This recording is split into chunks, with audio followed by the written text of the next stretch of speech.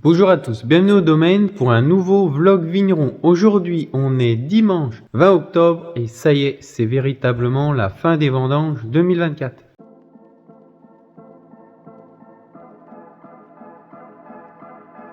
Le vlog vigneron, découvrez notre quotidien pendant les vendanges, de la vigne au cuvage. Donc comme je vous l'avais dit, on avait fini de couper les raisins, de vendanger le 3 octobre, donc là on est le 20, donc 17 jours après. Eh bien, on a enfin terminé véritablement pour moi les vendanges, parce que bien sûr, oui, les vendangeurs, ça fait déjà 17 jours qu'ils ont terminé. Mais moi, je considère toujours qu'on finit les vendanges au dernier des cuvages. Aujourd'hui, il nous restait notre cuvée de Macommenset à décuver. Donc là, pour moi, c'est véritablement la fin, parce que avec le dernier des cuvages, souvent, c'est les derniers gros travaux qui nous restent pendant ces 15 jours. Clairement, on a pas mal travaillé à la cave. Moi, personnellement, j'ai pas remis les pieds à la vigne parce que j'ai eu pas mal de choses à faire en cave. Ça paraît pas comme ça, mais débourber les derniers vins qui restaient, à débourber qu'on avait rentrés en blanc. Et puis après, on a progressivement mis les vins en fût. Donc préparer les fûts, les faire étuver pour éviter qu'ils fuient comme des passoires, les préparer, soutirer des vins qui en ont besoin. Bref, tout ça, ça occupe vite des journées. On avait aussi deux autres décuvages qu'on a fait précédemment dans les 15 derniers jours, puisque on avait les macons rouges qu'on avait rentrés, pas à la fin, mais presque à la fin, en différentes périodes. Donc voilà, il nous restait ça à faire. Donc tout ça pour vous dire qu'en cave, même si on ne vendangeait plus, qu'on ne ramassait plus de raisins, il y avait quand même encore pas mal de travail à faire, dont le dernier gros travail, le décuvage des Macommenset. Je vous mets quelques images.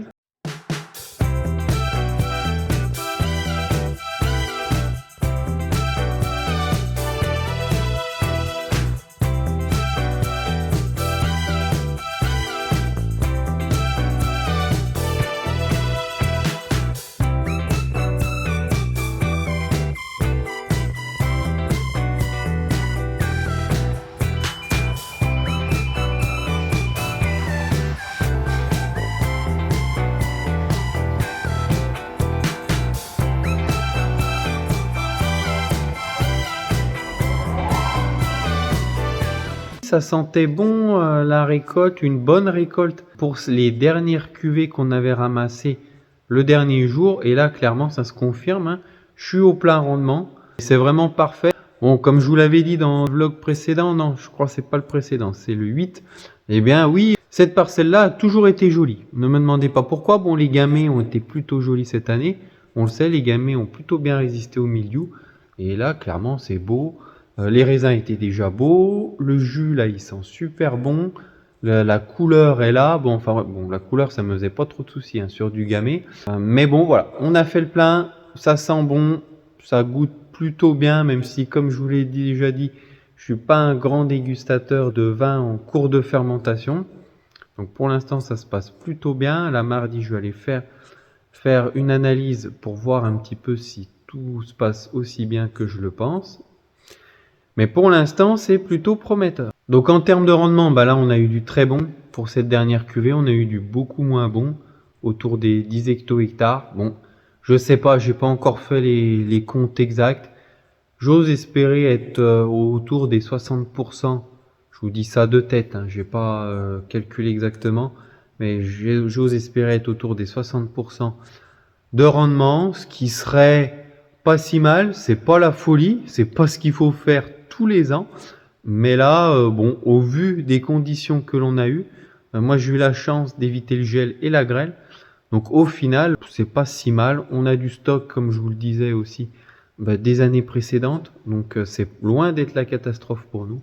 Voilà, on a pris ce qui était à prendre. Après c'est pas dramatique, en tout cas pour nous au domaine, parce qu'on a été un petit peu plus chanceux que certains dans mon secteur. Donc là, au final, plus grand chose à faire comme travail au cuvage, si ce n'est de la surveillance, surveiller que ça déborde pas par-dessus les chapeaux, surveiller qu'il n'y ait pas une pièce qui se mette à fuir, même si là, j'ai pas trop été embêté cette année, mais ça me l'avait fait l'année dernière. Au bout de quelques semaines, J'avais une pièce qui s'était mise à fuir. La magie du bois, quand c'est dit que ça veut pas, ça veut pas. Donc voilà, bien sûr, passer tous les jours, qu'il n'y ait pas un bouchon qui se dégonfle, tout ça. De surveiller les températures, peut-être que je mettrai en chauffe, parce que cette année, les mallots veulent pas s'enclencher toutes seules, du moins. J'espère qu'elles vont s'enclencher toutes seules pour ne pas avoir à ensemencer. Mais en attendant, à l'heure actuelle, pour l'instant, j'ai aucun rouge où les mallots ont démarré. Alors peut-être que ça va venir, donc peut-être mettre certains en chauffe pour essayer de favoriser les mallots. Là, dans les semaines à venir, ce sera surtout de la surveillance. J'ai aussi comme travaux, il va me rester quelques pièces à remplir, notamment en rouge. Mais bon, j'attends, moi, je fais jamais mes mallots en fût. Donc j'attends qu'ils se fassent en cuve. Donc là, ça attendra le temps qu'il faut pour que les mallots se fassent en cuve. Et puis j'ai encore un petit peu d'aligoté à mettre en fût. Voilà, un des travaux que j'aurai à faire dans les prochains jours, mais il n'y a rien qui presse. Donc je vais essayer de faire d'autres travaux. J'ai d'autres choses à m'occuper, comme notamment préparer les portes ouvertes. Donc ça, là, le peu de vin qui reste à mettre en fût, ça pourra attendre. Le plus gros est mis. On a du vin en fût de toutes nos cuvées, donc c'est pas le peu qui nous reste. C'est des fûts, je savais pas quoi en faire parce qu'il manque un petit peu de vin. Donc le but, ça va être de les remplir. J'ai encore de la ligotée, encore pas mal en cuve. Donc tant qu'à faire, autant en profiter pour les mettre en fût. Voilà, donc c'est pour ça qu'il me reste des fûts à remplir. Le but, c'est juste de compléter pour avoir aucun fût sec cette année. Cette fin de gros travail en cave marque l'arrivée de l'automne chez nous. Donc d'autres travaux que je manquerai pas de vous montrer en vidéo. En attendant, je vous mets quelques plans de l'automne chez nous. Vous allez voir, c'est magnifique.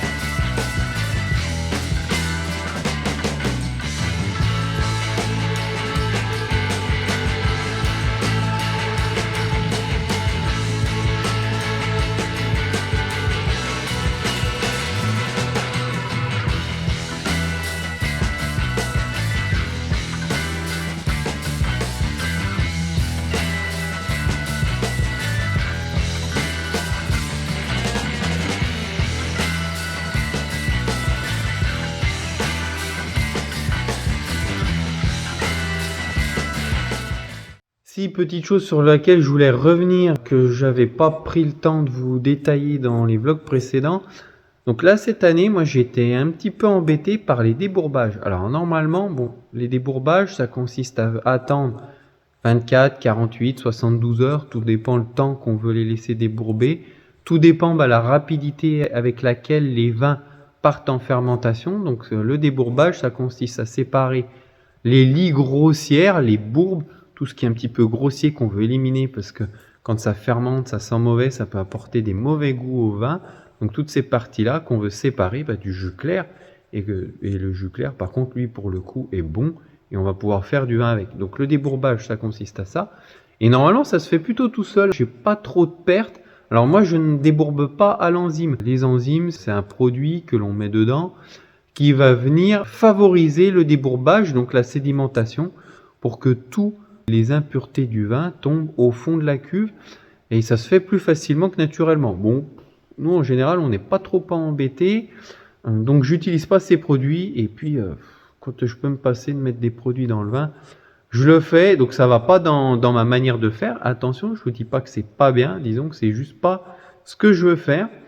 Et là, pour le coup, c'est une des rares fois où j'ai été embêté comme ça. Alors, ça arrive parfois sur certaines cuvées, des cuvées qui ont des grosses lies, où la vendange a été un petit peu abîmée. Ça arrive que ça se débourbe mal, que j'ai pas mal de pertes en termes de jus, que ça représente un gros volume. Mais en général, j'ai très peu de pertes avec ça. En plus, souvent, je les mets à décanter dans une petite cuve pendant quelques heures. Et là, j'arrive à récupérer mon jus clair. Ça pose pas de problème. Mais là, cette année, alors là, j'ai un volume qui est assez conséquent de lits. J'ai pas réussi, on le voyait, ce jus flotter juste au-dessus des lits. J'ai pas réussi à le récupérer. En plus, les lits étaient assez grossières. Les lits, ce sont pas ce qu'on appelle tassés, quoi. Normalement, avec le poids, avec leur propre poids, puis avec le poids du vin qui repose dessus, bah, elles doivent être plutôt compactes en fond de cuve et c'est assez facile à retirer. Là, c'était pas le cas, c'était assez en suspension et j'ai eu du mal à retirer. Donc, ce qui fait que j'ai eu pas mal de pertes. Alors, je sais pas, est-ce qu'il faut vraiment passer à l'enzyme? Est-ce que c'est cette année qui était particulière parce que la vendange était un petit peu plus abîmée, notamment liée avec tous les problèmes de mildiou qu'on a eu, donc potentiellement plus de dépôts dans le vin.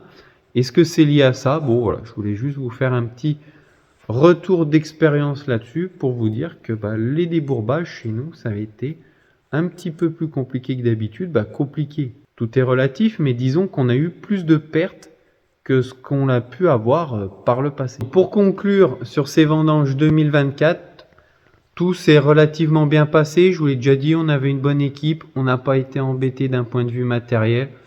Donc pas de gros, pas d'ennui. Ce qui est très bien, ça change de notre lot d'emmerdes qu'on peut avoir. Donc là, tout s'est bien passé. Bon, il reste plus qu'à croiser les doigts pour que tout se passe correctement pour les vinifications, qu'on soit moins embêté que les 2 années précédentes. Il semblerait qu'il y ait un petit peu moins de volatile cette année, je touche du bois, mais parce que il y a plus d'acidité dans les vins, donc ça fait une sélection naturelle des micro-organismes et il semblerait que la volatile ait plus de mal à se développer cette année. En attendant, j'espère que ça durera dans le temps. Donc malgré une année compliquée et une maturité difficile à atteindre, je pense qu'on aura quand même une très bonne qualité. Les mous sentent bon.